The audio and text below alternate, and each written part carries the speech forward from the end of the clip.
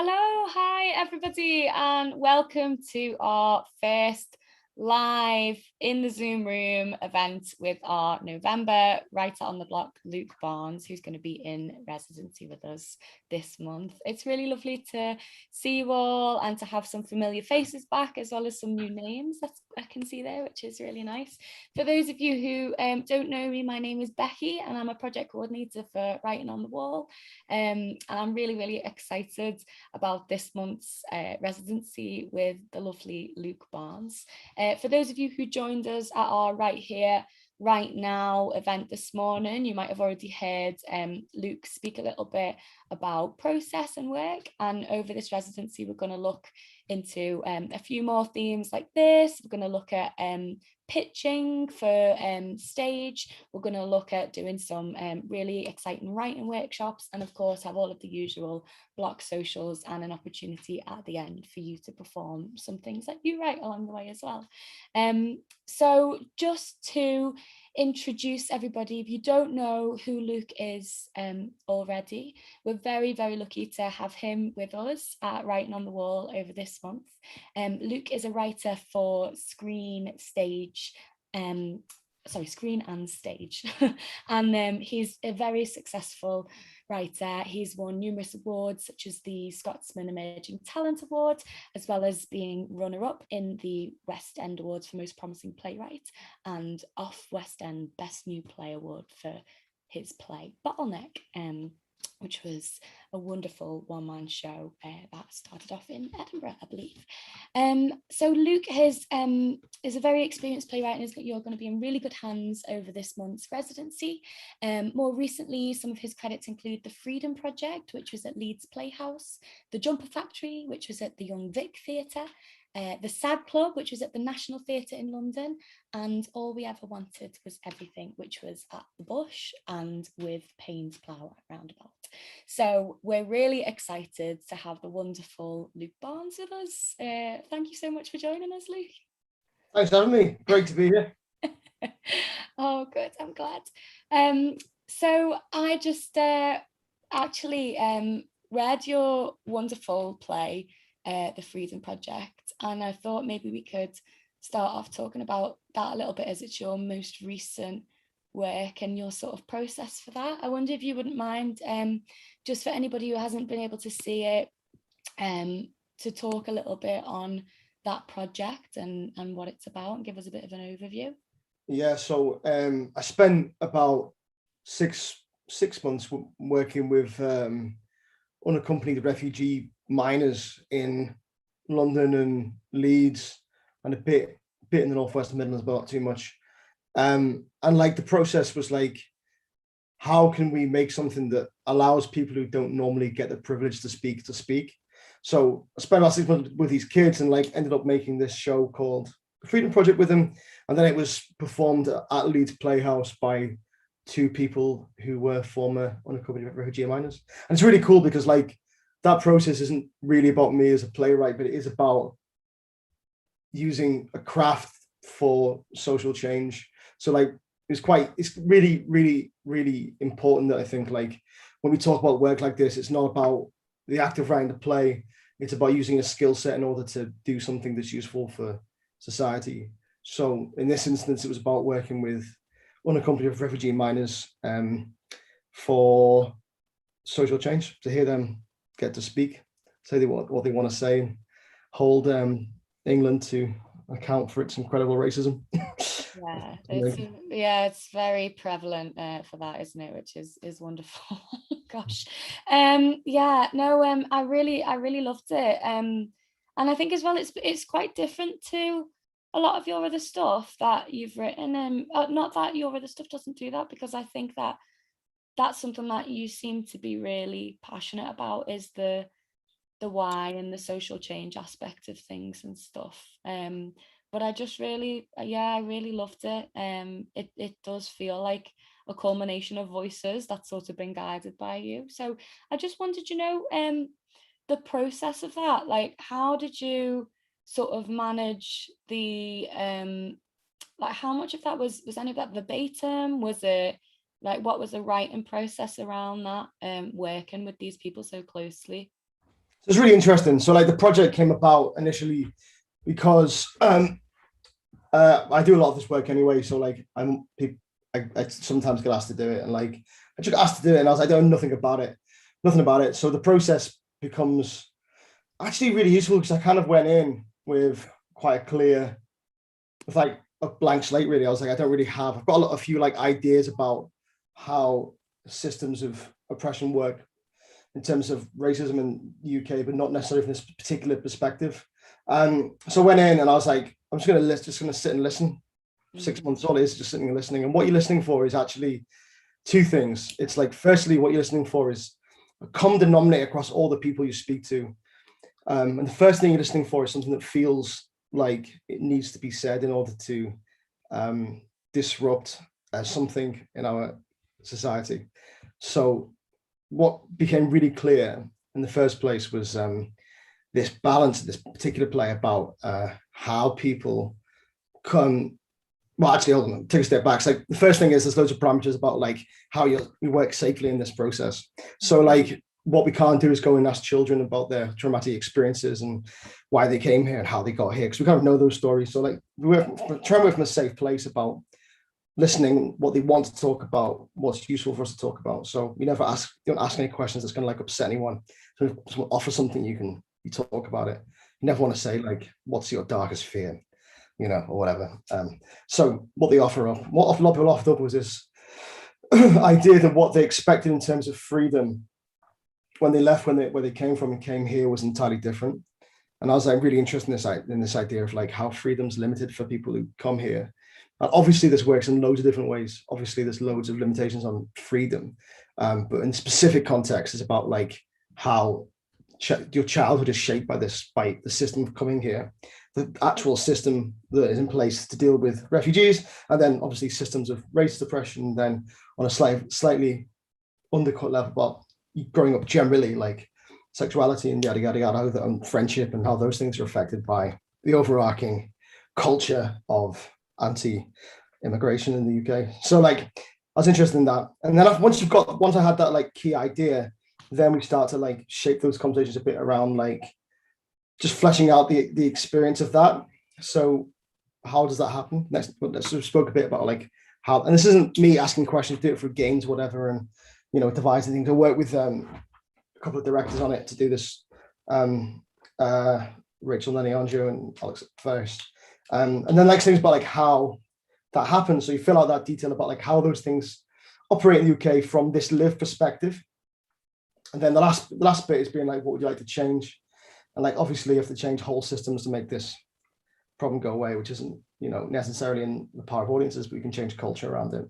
So then we've got this like vague structure about, we've got this idea, what we want to talk about, what we want to see changing, how it happens, and what we'd like to change. Once we've got that bigger structure, you can start to weave a narrative into that through character. And so that's when I came up with this little friendship character. Because it's interesting again, because in the play, the two boys, and the reason they're two boys is that's 99% of the people I met. So I can't really make anything else up. And also the experience of women is so vastly different in this thing. So like, I didn't really want to delve into that without any proper interrogation. I think it's better just to be really clear about something you're strong on, rather than when you're capable of delivering, rather than making stuff. So yeah, okay. So that was the process. Then we try and find the human narrative through that. And again, like it's interesting thinking about like what form looks like then, because initially this wasn't going to be a two-hander. It was going to be something a bit bigger, like not bigger, but like involving more people. So that conversation about how you tell the story comes from the limitations of it. So we're talking about like the big limitations we've got in working with real people is, and this isn't true for Freedom Project, but it is a lot of things, is they're not actors, they can't act. So they can't be characters saying lines and doing stuff. And they might drop out at the last minute because they're not getting paid. These guys were getting paid, but in other projects you haven't been, not getting paid. So you've got to accommodate a form that can mean people can drop out and someone else can just say the line tomorrow. You usually refer to people by institutions, so you can't be horrible at these institutions because they're there because they're trying to do good, generally speaking. And the last thing is like with all these things, and linguistics, so like how capable are these people of talking in a level of complexity or not? And the last thing being like, how can we still make good theatre? You know, how are these things leaning to strength throughout the weaknesses, which I think is really, really important to think about, because, you know, we think that like we get in our heads with this idea we've got to try and deconstruct what good theatre means, which is like this innovative, big, emotionally complex, politically viable, spectacular thing, which is obviously great, but there is still no substitution for truth being presented on stage. And like simple, clear, concise, elegant truth that asks for the world to be better, that makes us look at ourselves like complicity and oppression, is absolutely, there's no substitution for it. That's what we're trying to aim for here. And in this process, then it was like, okay, how can we get people with this background to stand on a stage and ask the world to be better? And that was the entire aim of it. And form wise, we were lucky that we had these two guys who happened to be really good actors, so we could build a bit on that. But initially, it was going to be something simpler. So then, and that was the process really. And then after that, you know, the other thing to think about in working with real people, like non-actors, like making work with real people, is that like it's all about them. It's what they want to say. It's what they want to do. You're just there to facilitate that conversation happening. So every time you do a draft of a treatment or draft of a pitch or a story idea, they read it and they feedback, because they're not, the last thing you want them to go on stage and say something they don't actually believe. There's no point. So like the process then isn't just you, the director, trying to work out the nuts and bolts and mechanics of drama, but it's them saying, this isn't true. I don't want to say this. I don't believe this. And at the end of it, what you should have, if you've done the work properly, is like you've identified something you're talking about that we all feel is true. I found my resonance in me. So if, for example, in this show, it's like saying effectively England is very racist, the system doesn't work, and people like you, not necessarily me, are the problem. So I was like, okay, fine, I can meet in the middle of this somewhere. And then we've written the play, which we think is the clearest, simplest, elegant, most active version of it. And we presented it with real people on the stage in a space asking for change. And like, that's kind of it. And then like, the other thing is like that simple form, if you get good actors, is a gift to a director, because there's no stage direction, there's no characters, they can do whatever they like. And the second thing is, just because it's simple and clear, it doesn't mean it can't be innovative. So when we write plays, we try and like what I try and do as little as possible in terms of telling people how to do things, to allow directors to go and be, designers to go and be brilliant. And that was kind of the process really.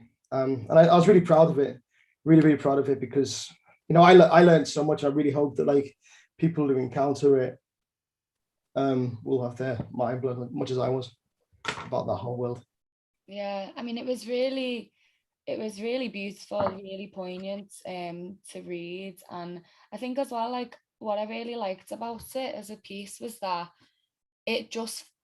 you talk a lot about that sort of truth of it and stuff, and there were so many beautiful moments where these characters told different truths privately and publicly, and I was really interested by that, about how like the difference in the way that they could be with each other, which is one of those really powerful things I think about theatre as a medium, is about how, you know, you don't always necessarily, the characters around don't always see what the audience sees, and the audience gets sort of let in on that secret of it. And I feel like those private moments of truth that those characters experience together or alone were really, really beautiful, and like contrast so much to those horrific headlines and stuff that completely demonize people who are from anywhere else, or, you know, look anything other than white, or present in a different way, or have a different religion. And I just thought that was really powerful and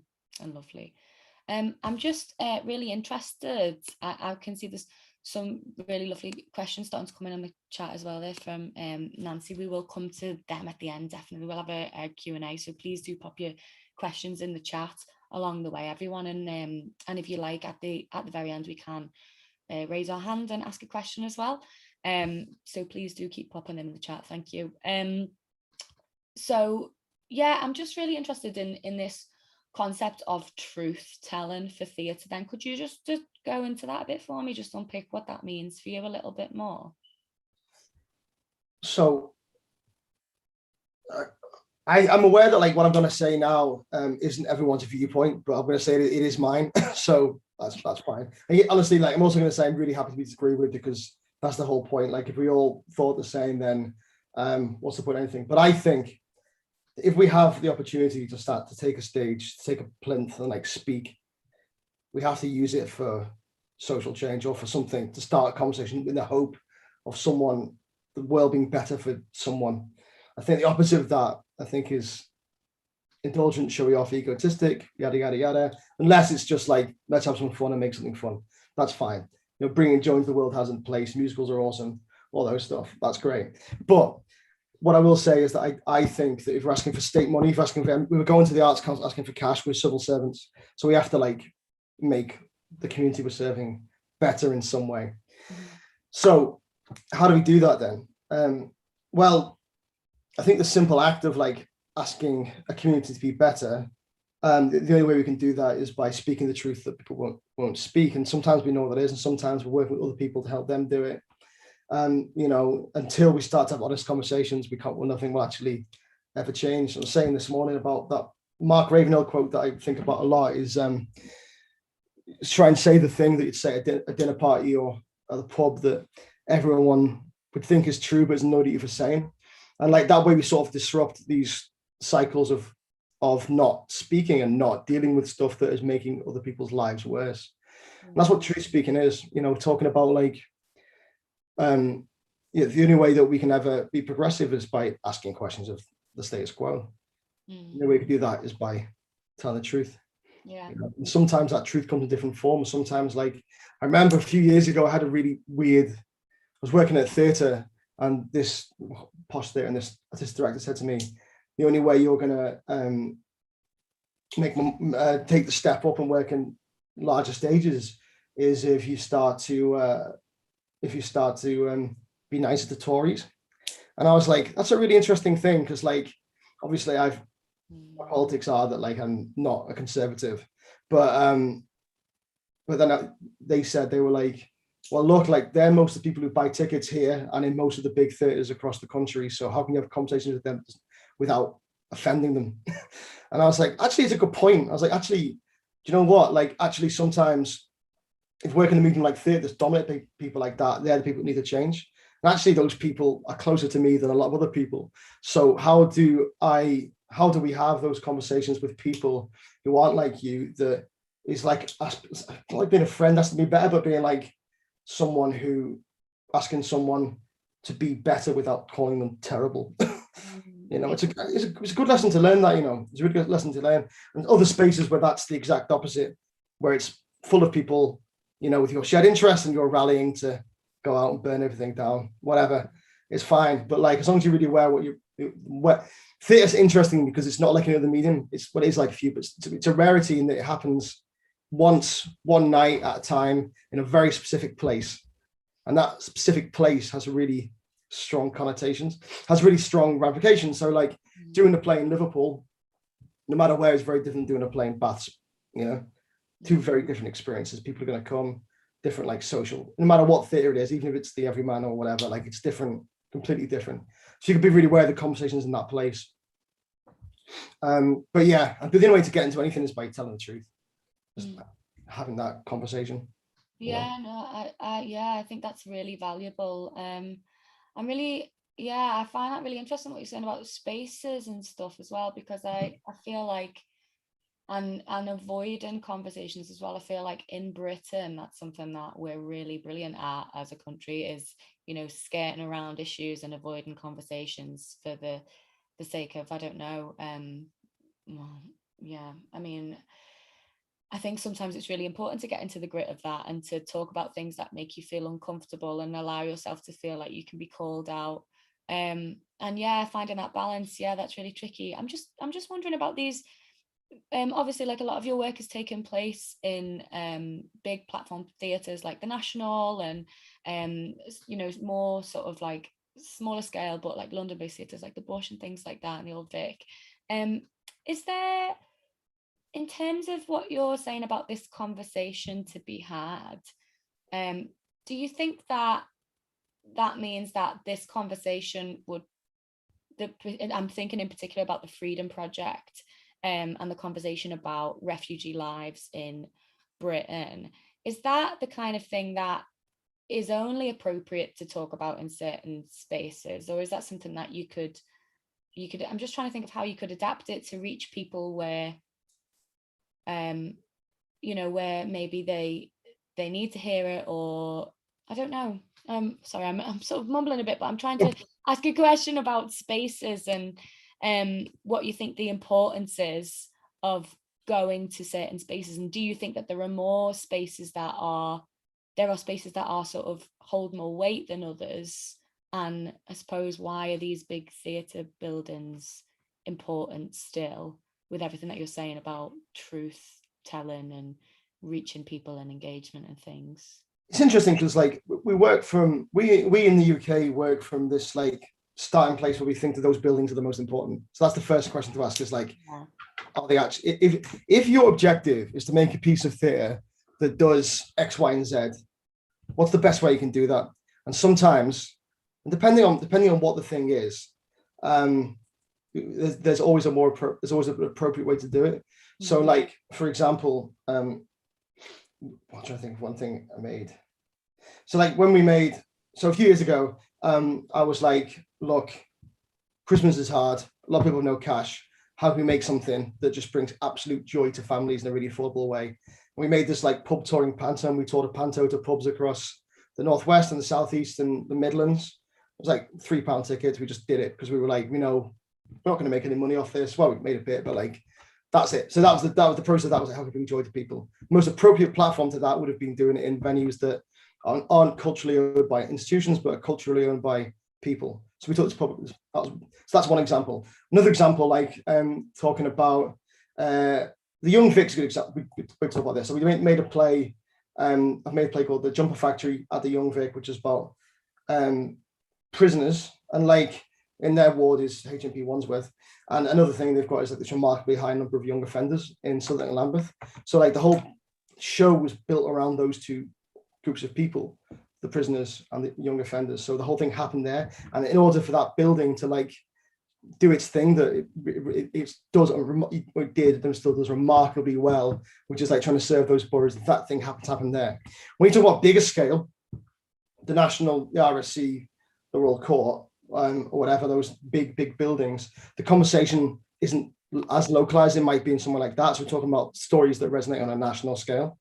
And maybe the international festival, about stories that resonate on an international scale, the national main stages as well. So like we're trying to find a way to do this thing that does the impact you can in the most specific way it can. Yeah. And sometimes, so one of the things about working at, not that I've ever done it, but like on the Olivier means you've also got to be commercial. It's got to be commercial as well. But if you want to make a play that has the most impact on a specific place about a specific thing, you've just got to do it in a space that you can get the people you need to see it to come to see it. That's the actual task. Yeah. You've got to remember that, like, you have to remember this. Like, you can look back at your career one day, and you can tick off those goals that you want to have about whatever building. But actually, what matters is that you sat down and each thing you've done mattered, and you had a change you want to see for it, and you think you did that thing to the best of your ability, and then you can see a whole history of your interest, the things you cared about, the things you've done, the change you tried to listen. It's worth so much more than trying to chase these arbitrary goals that come from somewhere else. Because the thing about these like institutions they're important because they're big. Firstly, they're big. Secondly, their importance comes from the fact that a small group of really well-educated, really rich white men built them about 50 years ago and said they're good. And we still believe it. Yeah, it's like that thing about the canon of literature.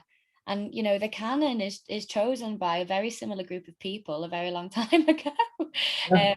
So what is good is subjective then to that particular group of people. And actually you're missing out on a whole load of other opinions, because for something to be good, I mean, what does good mean? What does it mean? Does it mean well written? Does it mean that it's engaging with an audience? And then in that case, if it is, then there's a million different types of audience. So what is it to be good? I wonder if, on that note, what is it for you that like makes something good? Like, what is it for you that if you're looking for in terms of when you go and see another piece, or when you're taking inspiration from something, what is it that you like to look for? So for me, I think there's three things, right? The first thing being like impetus for existing. So like, I want to talk about this thing because I think this needs to change.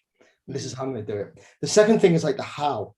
I spoke about the impetus a minute ago, but like how is really interesting, because how again is about deconstructing our own ideas of what good means.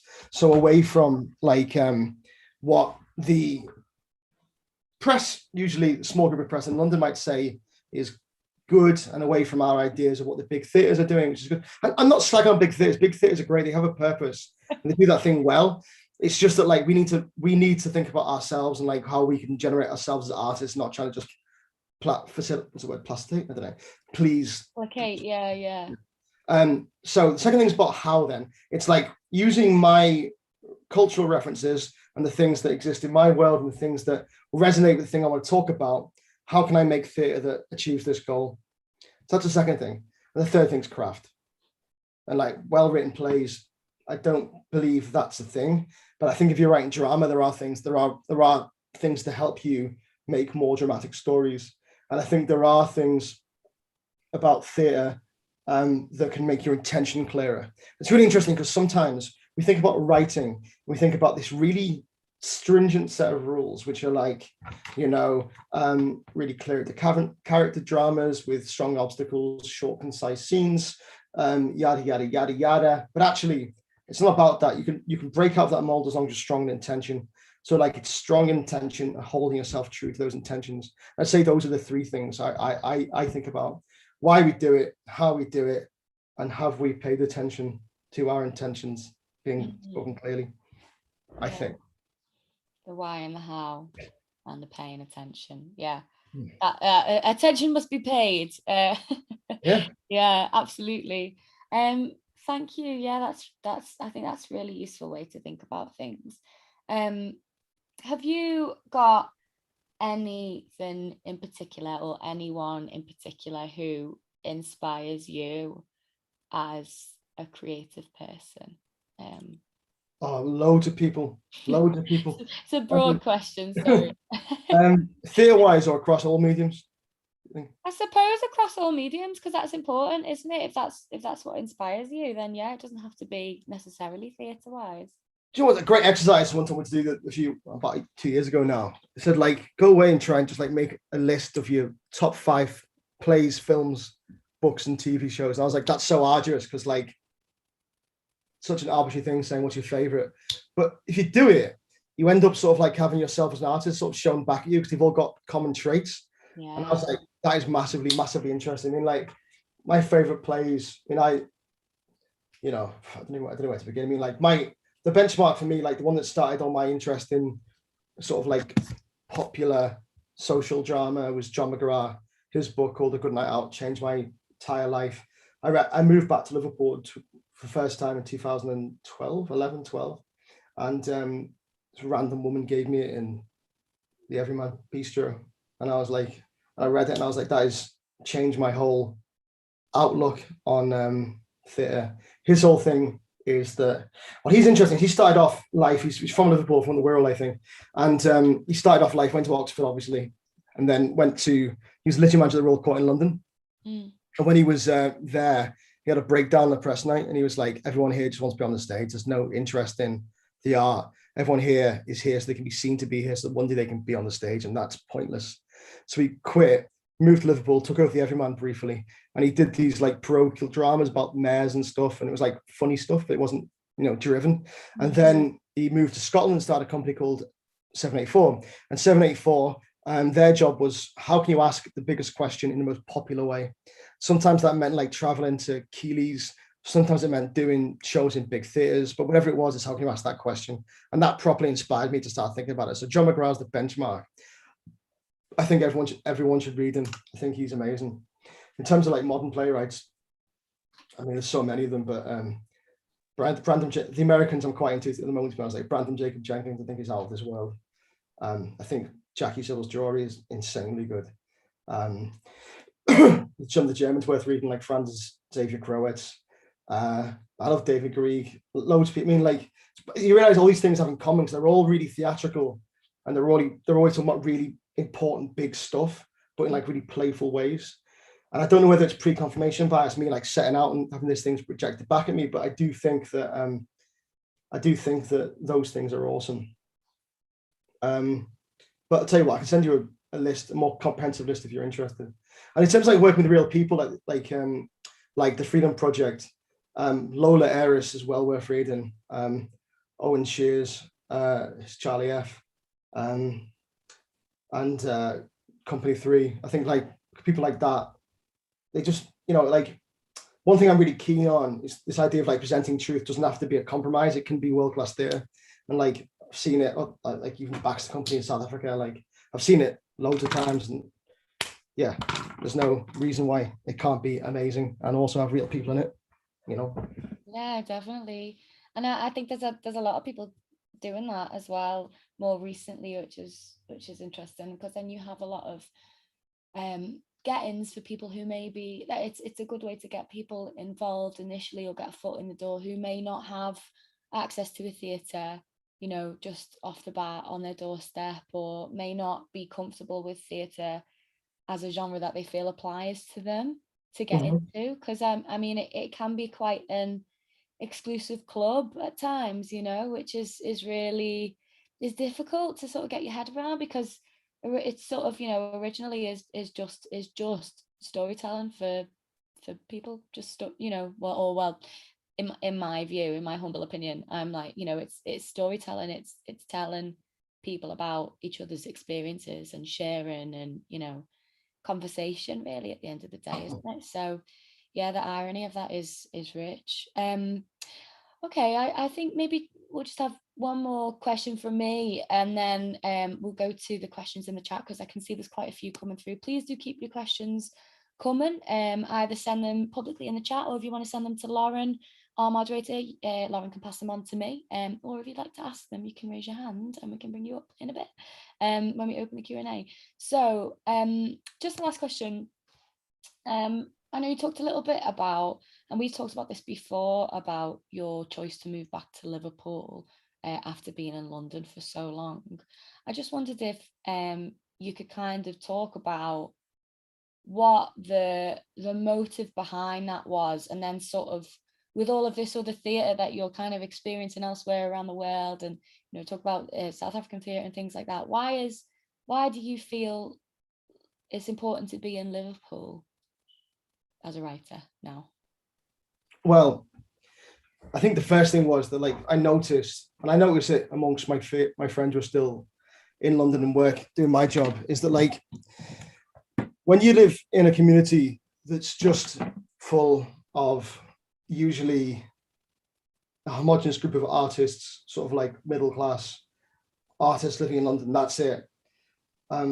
I found myself completely removed from the actual experience of living. And like, obviously went to parties and fell in love and all that stuff, but like the actual experience of like living, I felt in a different world from anyone who ever engaged with what I made. So I felt really detached from that. And I also noticed that, like, what a lot of people do when they're in that situation, in that environment, is their projects are all about what they used to be. So like when I was young, when I was a kid, it was like this. You're like, well, actually, do you know what? You're talking to people who actually live that life now. So you haven't been there for 20 years. So yeah. Why would they give a fuck? So pardon me. Why would they care about what you've got to say about your reminiscing nostalgia of living in the real world?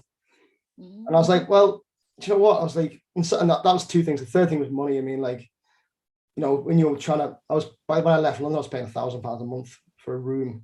And I was like, that's absolutely unsustainable in any field of work, let alone working in theatre. So I needed headspace to like think about who I am and what I want to do and what the change I want to see is, and how I engage with reality, not just this sort of like escapism of like a situation. It's like London's a really heavy city. It's like big part, it was Liverpool as well, but this is like in my 20s, it was like a big party scene. When big party scene, big like pat each other in the back scene, very little introspection, escapism.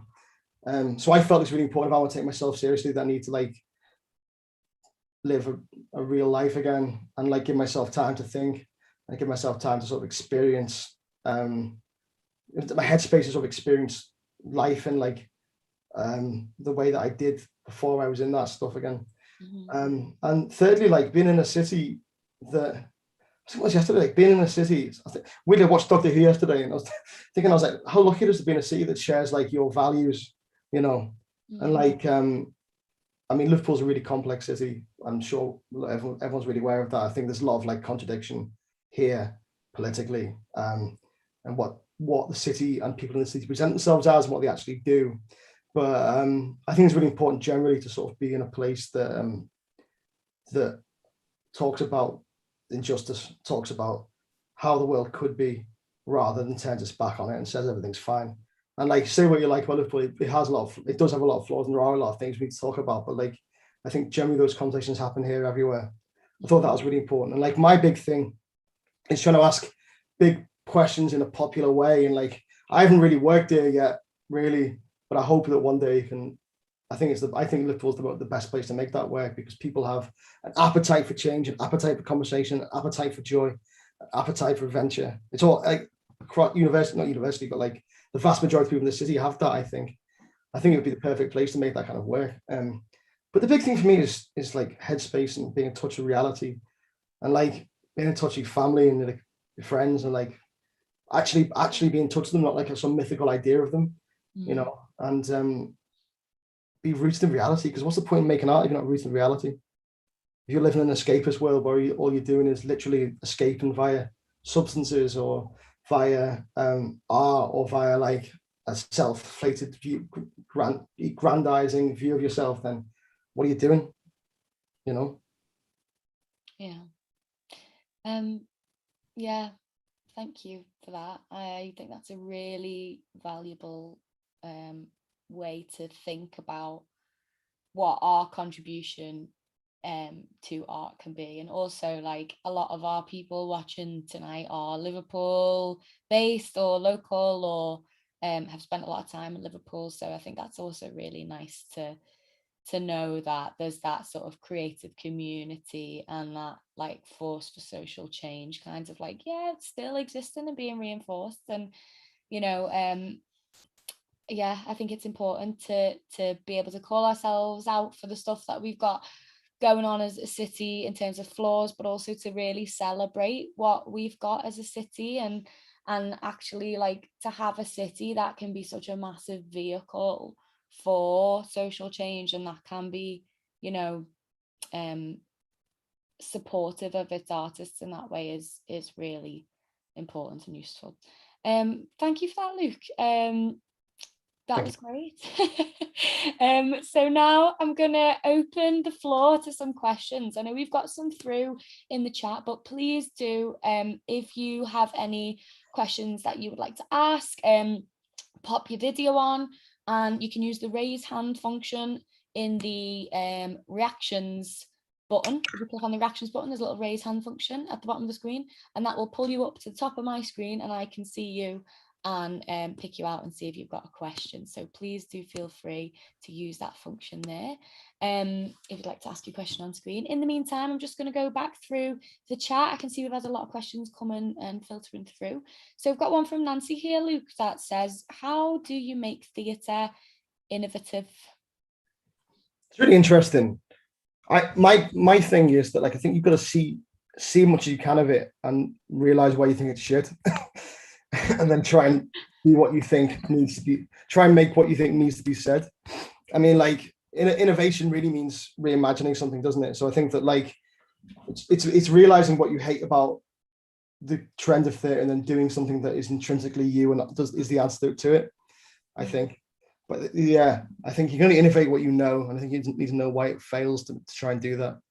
And like, it's really hard because, like, sometimes people will dismiss that as not good because it's not them, and they'll be scared of it or whatever. But sometimes they'll embrace it. So sometimes it's about like trying to find out what that means, and then also trying to do it in a way that isn't scary to people who have money. yeah, you don't want to. It's like that classic argument about veganism. It's like, don't show them the pictures of the dead pigs, just, you know, take them to the pen and let them pet them, like. yeah Yeah, no, I think that's really valuable. Thank you. And thank you, Nancy. That's a great question as well. Really topical. Okay, so we've got a question from Helen, which is about drafting. And it says, how many drafts do you tend to do of your work? And who, if anyone, helps you to do this? So this is really interesting. Like, I do loads of them. I'm really, really, really slow, to be honest, because, well, loads of reasons. Like, I'm not mega, no, not confident, but like, I need hand holding through a process like that because I know that when I try and please people, I just revert to that thing I was talking about, where I try and like just reinforce what I think other people like. Mm-hmm. So I need to like test the water a little bit, ask questions. I do absolutely loads of them, and like it's a really important. One thing I will say about drafting is really important is that like only share with people who you think don't have a vested interest in it going well or badly at first. I never share with my friends because I think like there's always a weird conversation. There's always, I know a lot of people do it, but I feel like when I've read my friends' work and I don't like it or I love it, it always becomes weird because either you have to tell someone, or you have to like ask the questions of someone that you're not into it, or you become really excited about it, then it doesn't happen. It's a bit weird, so I just leave that. But I'll show it firstly to like. Well, actually, it's interesting. It's like I don't really work in this way. The way I work is that like I wouldn't write I've actually done this once and the play never happened. So like what I do is I'll come up with this in the workshops like in the week is like I write like a little document trying to talk about why I want to make it, why I think it should happen, what I want to change I want to see is why I think about my body and its political stuff, and then a bit about like how, and then a story. It's like 2 or 3 pages, and I'll share that with anyone because then like people, because it's only 3 pages, people will read it like really quickly. You can have a really like direct conversation about it, just like really fix things really easily. And I'll share that with loads of people. And then what I'll do is when I've got something really solid on, I'll try and find appropriate partners to do that thing with. So it could be like a building company, a director. So if it's a building or company, obviously I just share it with them and I'm like, what do you think? And then they'll give you money to do it or not. If it's like a director or a producer, you apply for Arts Council money and do it that way to try and find funding. But that's what I do. After I've done that, we've agreed on that thing. It's all agreed on. We've agreed on the thing we're going to try and make. Then I'll write the script. And then once I've done that, I'm in a process where hopefully it's getting made anyway. So we'll just like talk about, well, every draft we'll just talk about, but we know what we're trying to do anyway. So we're just trying to refine the thing. But the one thing I will say is that like, if you ever get in a situation where someone sends you a script, the advice someone told me, Suzanne Bell told me about 12 years ago, was always ask questions, never say what you think. Because if you ask a question, like if you say like, do you think this is really racist? Some people might think this is really racist. Do you think that's true?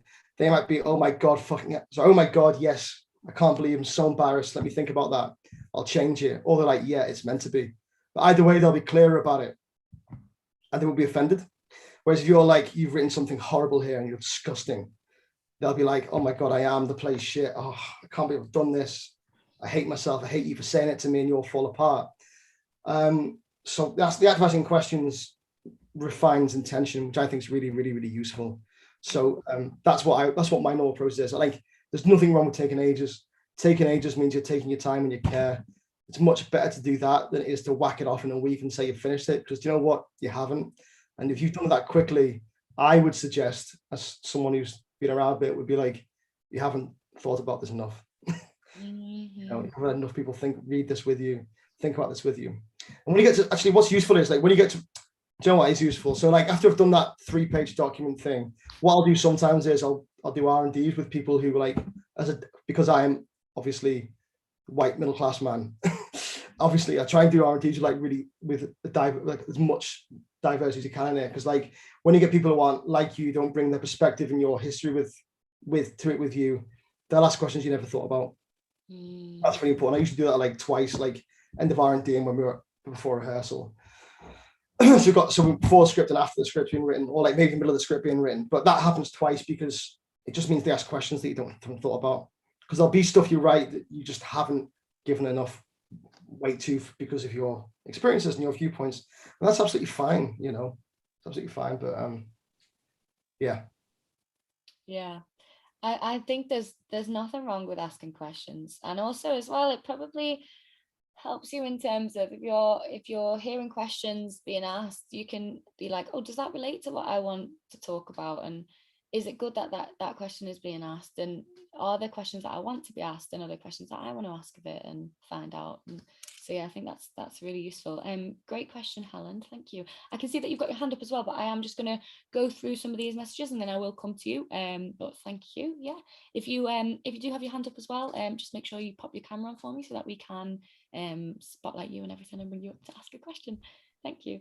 Okay, so got a question here from Sana. Sana, I'm sorry. Sana, I think it is, yeah. It's interesting about the site specific, but have any of your plays ever been recorded to be watched by a wider audience? If not, would you? It was so nice to be able to watch things online during lockdown, even though nothing beats the live experience, obviously. I'd love to. I mean, like, I've never done it before, because like before the Leeds Playhouse, which didn't do that because it's just after the pandemic, I don't think they've got their stuff together yet. I don't think I've done anything new since 2019, so it's never really in the conversation. But I'd love to do it. I think we should do it more. I mean, like if I ran a theatre, I would stream it after the show's over forever and just have it video on demand of all your shows. It makes perfect sense. You're not going to bring the show back, so you may as well have it on record forever that it exists, right? Like £2 a go, whatever, every time it's shown. I think definitely, yeah. I mean, I'm a big believer that like you do make things for the live thing, and that's a secondary thing, but theatre's first and foremost a live experience. I do find it, I don't know, maybe there's some reason, but like I don't know why theaters spend a lot of money, spend some money making videos, like little films, and like you're just doing, I don't know, film companies do that better. You should spend taxpayers' money on theatre and education, is my view, but maybe I'm wrong. Sorry if anyone from any theatres do that in here, but that's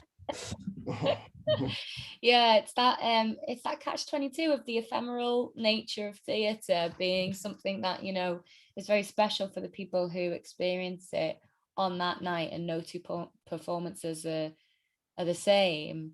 But also there's that conversation about access, which I think is a really important conversation to be having as well. Thank you, Sana, that was a great question.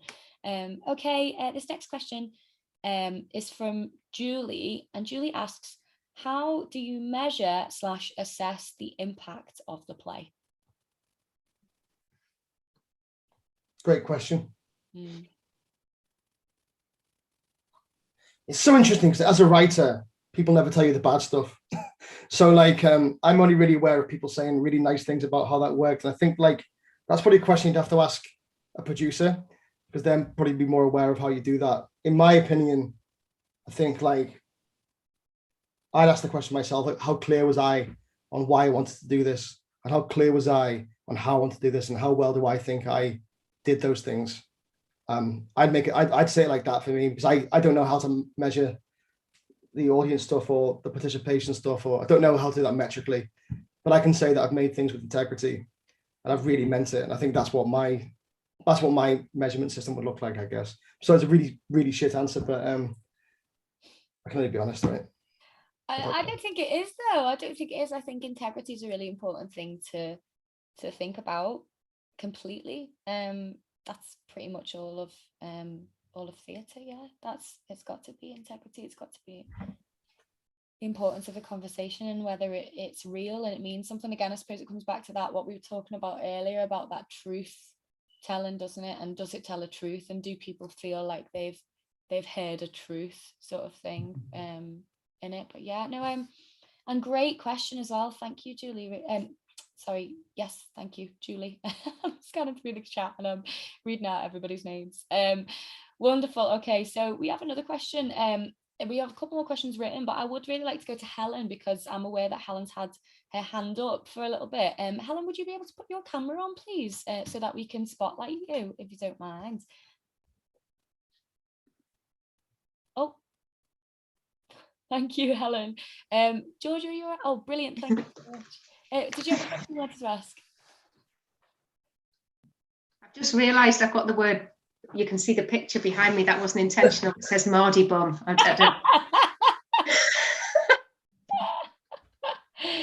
just take that out of the shot.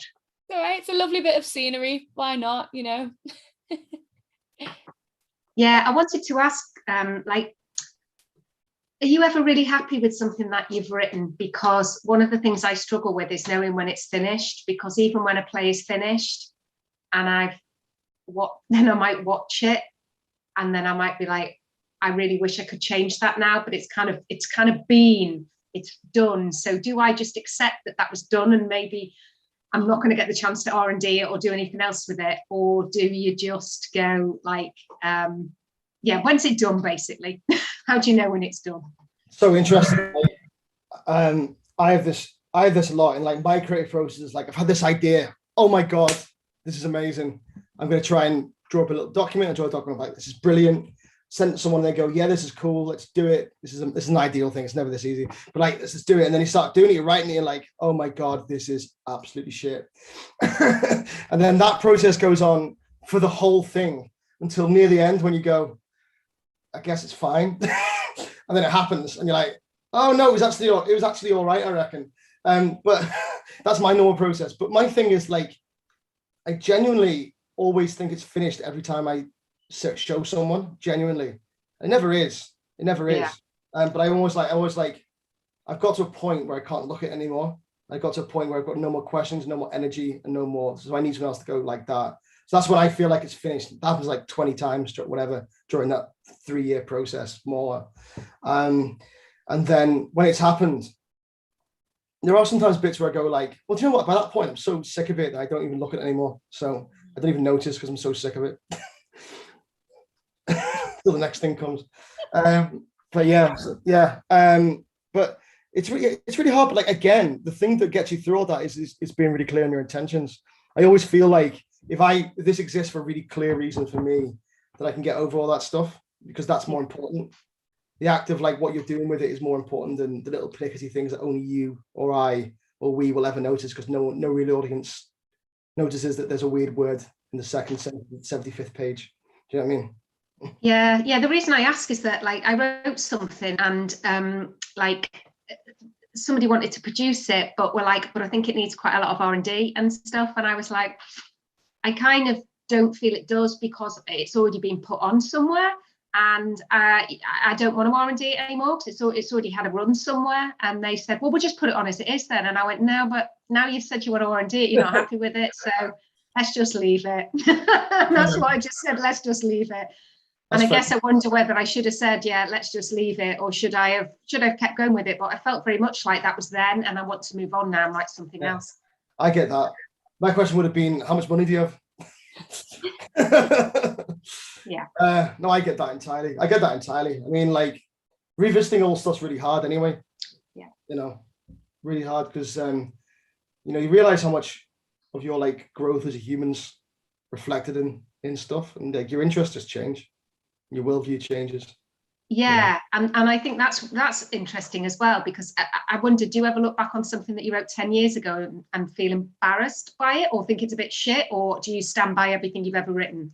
Oh my God, embarrassed by it completely. I mean, I even like 2 years, so like before COVID, I had a commission, I sent it in, and like COVID happened and loads of stuff, and I was like, I've got to pick up on that project. I read it again, and I was like, this is shit. It's not even shit. It's just like I've just my worldview's broadened and changed so much, like taste, theatre, my interests, my like everything's changed about it. And I pulled on it. And I was like, I still think it was the right thing to do, no matter what financial ramifications. I was like, you can't really try and pursue things you don't believe in, you know.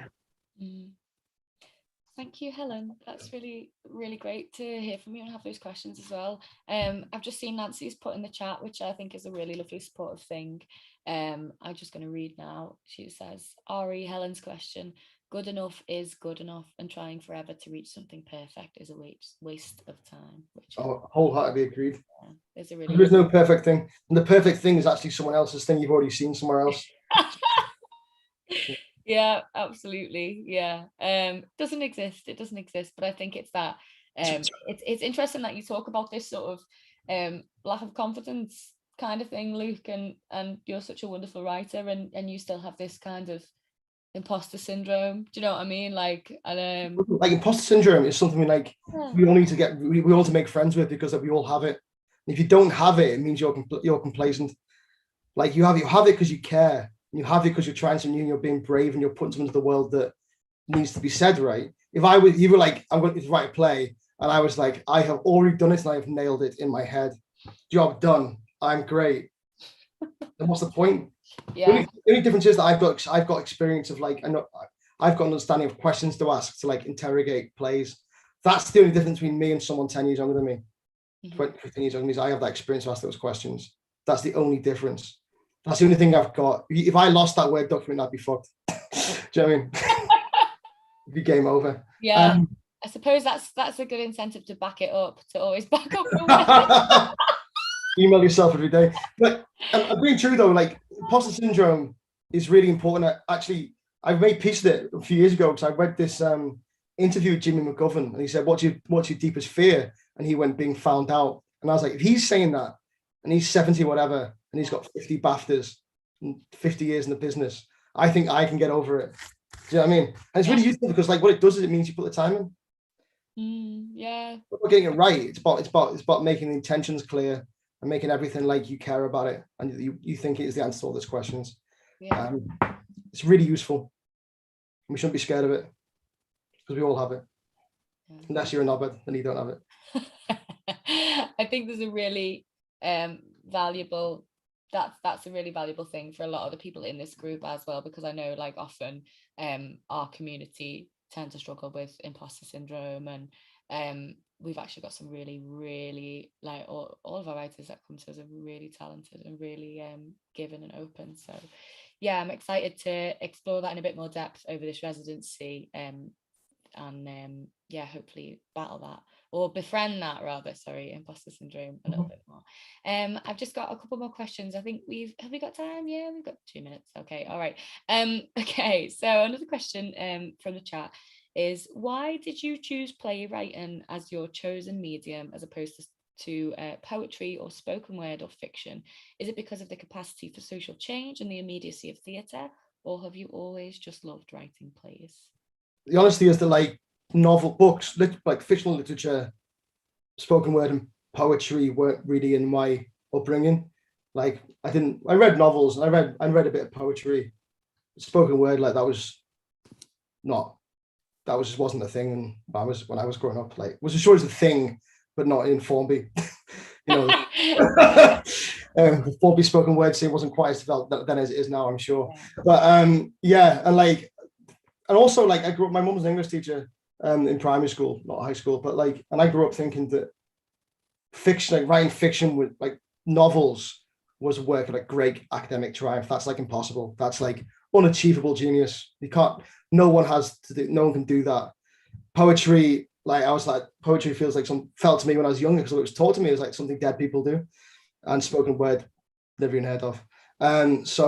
But plays, like I went to theatre club and did drama in school and like did a lot of improv, and I was like, oh, this is just like improv but longer and written down. So that felt really achievable to me. And like I trained as an actor, I went to drama school, and I met a bunch of like really, really cool playwrights doing. So when I was at drama school, we did this really luckily, they did this thing where they commissioned a bunch of writers to write your end of year pieces. And just by chance, it was directed by Vicky Jones, who ran this thing called Dry Write. And the writers were James Graham, Joel Hallwood, Phoebe Waller-Bridge. Who else was in there? Phil Porter, Patrick Marber. Yeah, all these writers who were like early 20s, who were all part of this group of Dry Write and Nabokov, and they did these plays that happened in nightclubs or pubs. And I was like, and I went to go and see them, and I was like, oh my God, theater's gonna be about me and my life.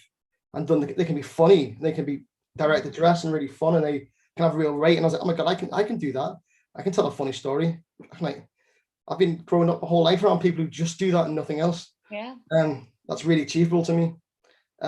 So I was like, that's really achievable, really achievable art form. And like I've always loved theatre because I've spent my whole life doing it, but writing came when I just saw someone do it to me like that. I was like, this isn't over clever, it's honest and it's fun and it's happening in the space in front of me, and no one's being pretentious about this. It's just like we're talking about something honestly in a really fun way.